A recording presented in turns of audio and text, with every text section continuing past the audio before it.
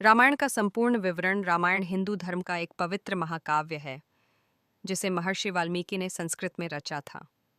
यह महाकाव्य भगवान श्री राम के जीवन, उनके संघर्षों, आदर्शों और मर्यादाओं की गाथा है।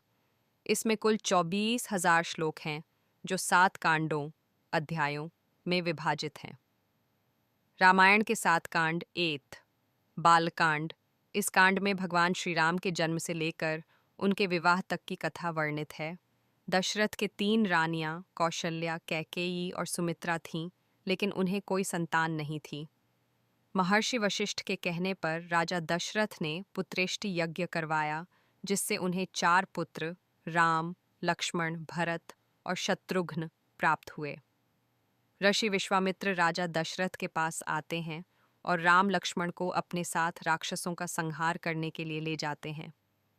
राम और लक्ष्मण ताड़का, मारीच और सुबाहु जैसे राक्षसों का वध करते हैं। जनकपुरी में भगवान शिव का धनुष यज्ञ आयोजित होता है, जिसमें श्री राम शिव धनुष तोड़कर माता सीता के साथ विवाह करते हैं। उनके साथ उनके तीनों भाई भी विवाह करते हैं।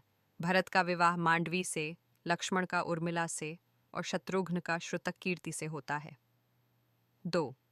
अयोध्या कांड। इस कांड में राम के वनवास और राजा दशरथ की मृत्यु का वर्णन है।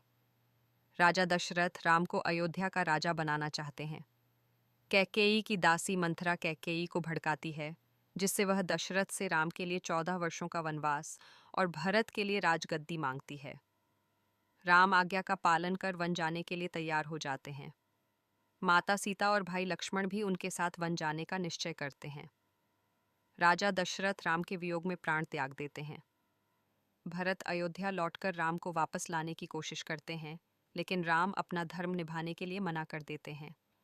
भरत राम की चरण पादुका सिंहासन पर रखकर राजकाज चलाते हैं। 3. अरण्यकांड। इस कांड में वनवास के दौरान राम, लक्ष्मण और सीता की यात्रा, राक्षसों से संघर्ष और सीता हरण की कथा है। वे दंडकारण्य में ऋषि मुनियों से मिलते हैं और कई राक्षसों का वध करते हैं। शूर्पणखा, रावण की बहन, राम से विवाह का प्रस्ताव रखती है, जिसे वे अस्वीकार कर देते हैं। लक्ष्मण शूर्पणखा की नाक काट देते हैं। क्रोधित होकर वह अपने भाइयों खरदूषण को बुलाती है, जिनका राम संहार करते हैं। यह सुनकर रावण अपनी बहन का बदला लेने के लिए सीता का हरण करने की योजना बनाता है। मारीच सोने के हिरण का रूप धारण कर सीता को लुभाने के लिए आता है। सीता राम से हिरण लाने का अनुरोध करती हैं। जब राम हिरण को मारते हैं तो मारीच राम की आवाज़ में "हा" लक्ष्मण चिल्लाता है। सीता के कहने पर लक्ष्मण राम की मदद के लिए जाते हैं और रावण इस अवसर का फायदा उठाकर साधु के वेश में आकर सीता का हरण कर लेता है। जटायु, गरुड़ राज, रावण से युद्ध करता है, लेकिन रावण उसे मारकर सीता को लंका ले जाता है। राम और लक्ष्मण जटायु से सीता हरण की जानकारी पाकर आगे बढ़ते हैं। 4. किष्किंधा कांड। इस कांड में राम और वानर राज सुग्रीव की मित्रता होती है। राम की मुलाकात हनुमान से होती है, जो उन्हें सुग्रीव से मिलाते हैं। सुग्रीव अपने भाई बाली से युद्ध करता है और राम की सहायता से उसे मार देता है। सुग्रीव वानर सेना को सीता की खोज में भेजता है। हनुमान, जाम्बवंत और अंगद दक्षिण दिशा में जाकर समुद्र किनारे पहुंचते हैं, जहां जटायु का भाई संपाति उन्हें सीता के लंका में होने की जानकारी देता है। 5. सुंदरकांड। यह हनुमान जी की लंका यात्रा और सीता माता से मिलने की कथा है। हनुमान समुद्र लांघकर लंका पहुंचते हैं। वे सीता माता को अशोक वाटिका में बैठा देखते हैं और श्री राम की अंगूठी उन्हें देते हैं। रावण के पुत्र अक्षय कुमार का वध कर हनुमान लंका में आग लगाकर वापस आते हैं। हनुमान राम को सीता का संदेश देते हैं और युद्ध की तैयारी शुरू होती है। 6. युद्धकांड, लंका कांड। यह राम और रावण के बीच हुए भीषण युद्ध का कांड है। वानर सेना समुद्र पर राम सेतु बनाकर लंका पहुंचती है। रावण का भाई विभीषण राम के पक्ष में आ जाता है। भीषण युद्ध में रावण के कई योद्धा जैसे कुंभकर्ण, मेघनाद, इंद्रजीत मारे जाते हैं। लक्ष्मण को शक्तिबाण लगने पर हनुमान संजीवनी बूटी लाते हैं। अंततः राम रावण का वध करते हैं और सीता को मुक्त करवाते हैं।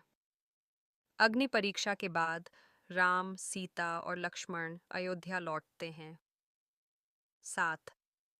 उत्तरकांड इस कांड में राम राज्याभिषेक और आगे की घटनाएं वर्णित हैं। राम अयोध्या के राजा बनते हैं और राम राज्य की स्थापना करते हैं। जनता की शंका के कारण राम सीता का त्याग कर देते हैं। वन में वाल्मीकि के आश्रम में लवकुश जन्म लेते हैं। राम के अश्वमेध यज्ञ के दौरान लवकुश राम से युद्ध करते हैं। अंत में सीता पृथ्वी में समा जाती हैं और राम जल समाधि लेकर बैकुंठ चले जाते हैं। रामायण का महत्व। रामायण केवल एक महाकाव्य नहीं, बल्कि आदर्श जीवन जीने की प्रेरणा है। यह हमें सत्य, धर्म, कर्तव्य, प्रेम और बलिदान का संदेश देता है। भगवान राम को मर्यादा पुरुषोत्तम कहा जाता है क्योंकि उन्होंने धर्म और कर्तव्य को सर्वोपरि रखा। रामायण का अध्ययन करने से हमें जीवन में धैर्य, त्याग, निष्ठा, सत्य और न्याय का महत्व समझ में आता है। यह हर युग में प्रासंगिक है और हमें सही राह दिखाता है। जय श्री राम।